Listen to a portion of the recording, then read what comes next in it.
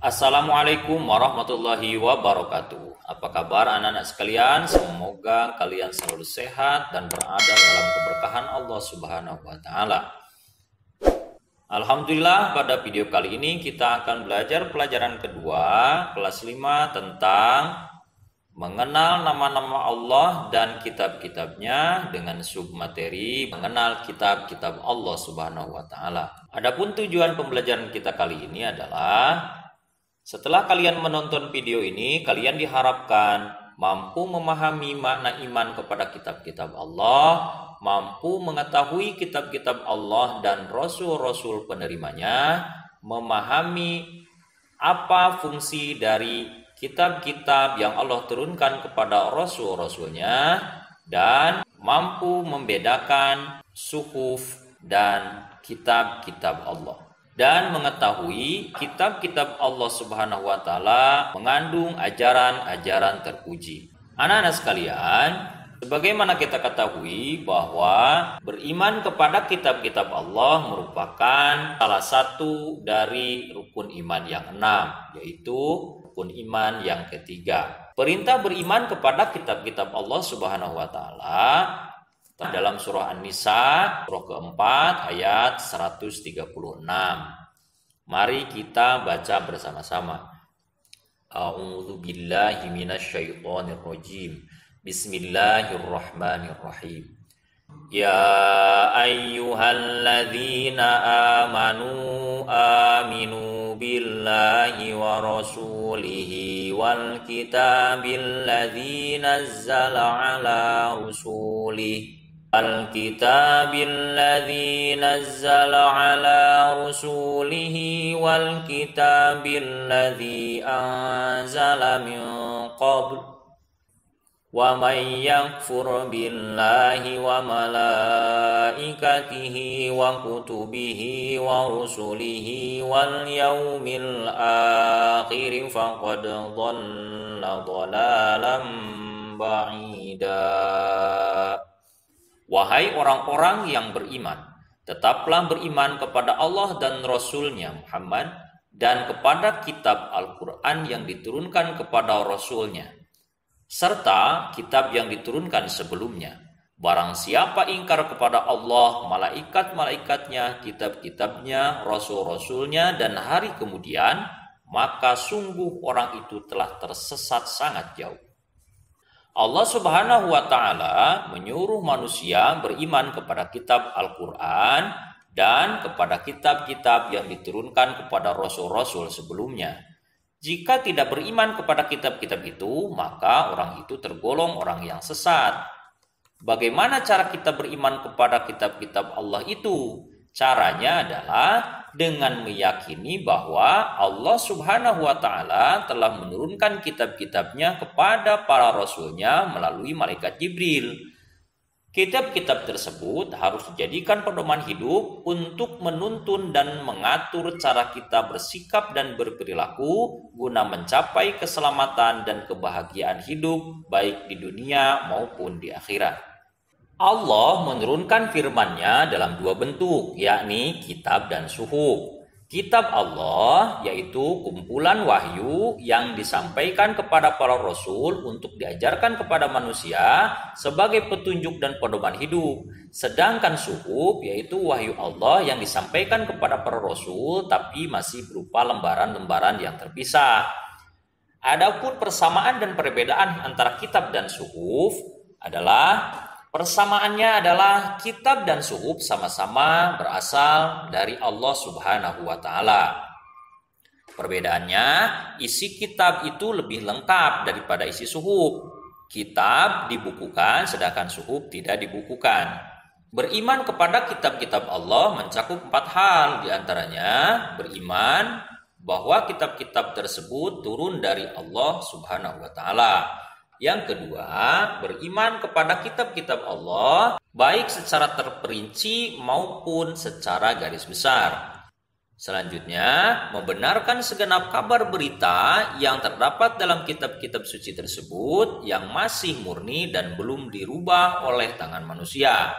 dan mengamalkan segenap hukum yang terkandung dalam kitab suci tersebut selama belum dihapus oleh Allah Subhanahu wa taala, dan dalam mengamalkannya harus disertai dengan sikap ridho dan menerima. Adapun nama-nama kitab dan penerimanya adalah: yang pertama, kitab Taurat. Kitab Taurat diturunkan kepada Nabi Musa alaihissalam sebagai pedoman dan petunjuk bagi Bani Israel, sesuai dengan firman Allah Subhanahu wa taala yang artinya, dan kami berikan kepada Musa kitab Taurat, dan kami jadikan kitab Taurat itu petunjuk bagi Bani Israel dengan firman, janganlah kamu mengambil penolong selain aku, dalam surah Al-Isra ayat kedua. Adapun isi kandungan kitab Taurat meliputi kewajiban meyakini keesaan Allah, larangan menyembah berhala, larangan menyebut nama Allah dengan sia-sia, supaya mensucikan hari Sabtu atau Sabat, menghormati kedua orang tua, larangan membunuh sesama manusia tanpa alasan yang benar, larangan berbuat zina, larangan mencuri, larangan menjadi saksi palsu, dan larangan mengambil hak orang lain.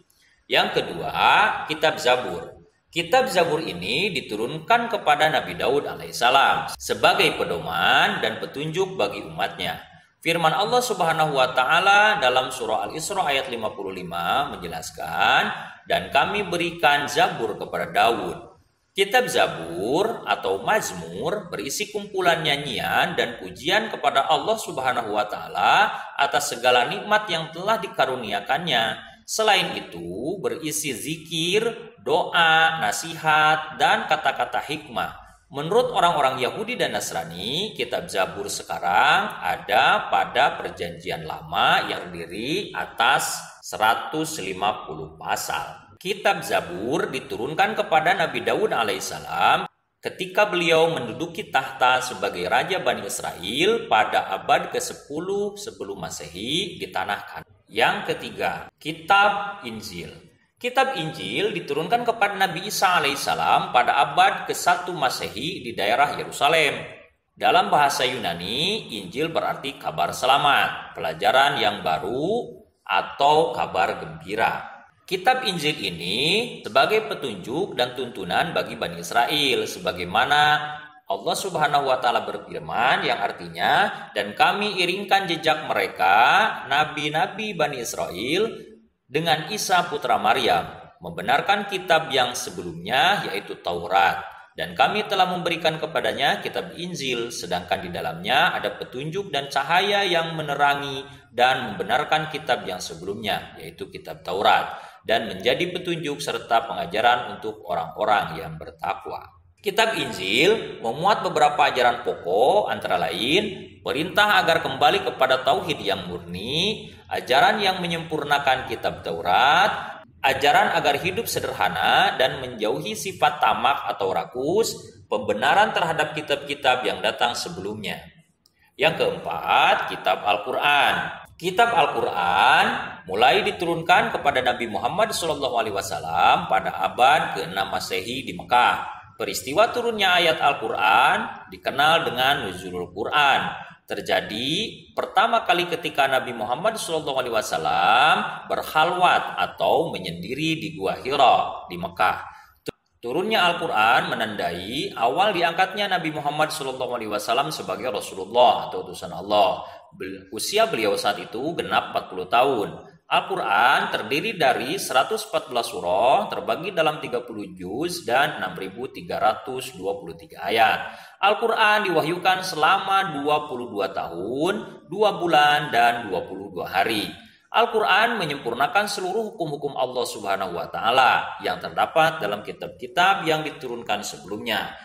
Al-Quran diturunkan untuk seluruh umat manusia sebagai rahmat bagi semesta alam, atau disebut juga rahmatan lil alamin.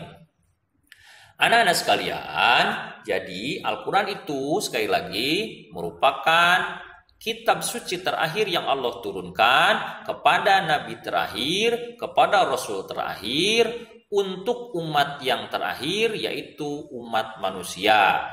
Sementara kitab-kitab sebelumnya hanya untuk umat-umat tertentu, sebagaimana misalnya kitab Zabur diturunkan hanya untuk umat Nabi Daud, yaitu Bani Israel, kitab Taurat juga diturunkan untuk Nabi Musa yang untuk Bani Israel. Kitab Injil juga diturunkan kepada Nabi Isa untuk Bani Israel. Sementara Al-Quran diturunkan sebagai rahmatan lil alamin, yakni sebagai rahmat bagi semesta dan juga seluruh umat manusia. Jadi Al-Quran merupakan penyempurna daripada kitab-kitab sebelumnya. Anak-anak sekalian, kitab-kitab Allah Subhanahu wa Ta'ala mengandung ajaran-ajaran terpuji. Antaranya adalah ajaran terpuji kepada Sang Pencipta, misalnya sholat, berdoa, dan lain sebagainya. Ajaran terpuji kepada sesama manusia, misalnya saling menolong, saling sapa, dan sebagainya. Ajaran terpuji kepada hewan dan tumbuhan, misalnya memberi makan, merawat, memberi minum, dan lain sebagainya. Dan ajaran terpuji kepada diri sendiri, misalnya mandi, memotong kuku, merawat diri, dan sebagainya. Anak sekalian, adapun hikmah beriman kepada kitab-kitab Allah adalah yang pertama, dengan beriman kepada kitab-kitab Allah, maka dapat meningkatkan keimanan kepada Allah Subhanahu wa Ta'ala yang telah mengutus para rasul untuk menyampaikan risalahnya. Yang kedua, hidup manusia menjadi tentram karena adanya hukum yang bersumber pada kitab suci.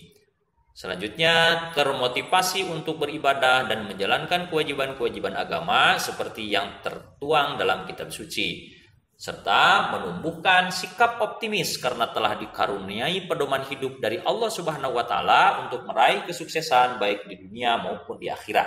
Dan terjaganya ketakwaan kita dengan selalu menjalankan perintah Allah dan menjauhi semua larangannya berdasarkan isi daripada kitab suci tersebut. Sebelum kita mengakhiri pembelajaran kita kali ini, silahkan jawab pertanyaan-pertanyaan berikut ini. Apa yang dimaksud beriman kepada kitab-kitab Allah? Tuliskan kitab-kitab Allah dan para penerimanya. Apa perbedaan antara kitab dan suhuf? Serta ajaran apa saja yang terkandung dalam kitab-kitab Allah Subhanahu wa Ta'ala. Dan tuliskan 3 hikmah atau 3 pelajaran jika kita beriman kepada kitab-kitab Allah Subhanahu wa Ta'ala. Anak-anak sekalian, sekianlah pembelajaran kita kali ini. Semoga bermanfaat. Mari kita akhiri pembelajaran kita dengan membaca hamdalah bersama-sama. Alhamdulillahirabbil alamin. Wassalamualaikum warahmatullahi wabarakatuh.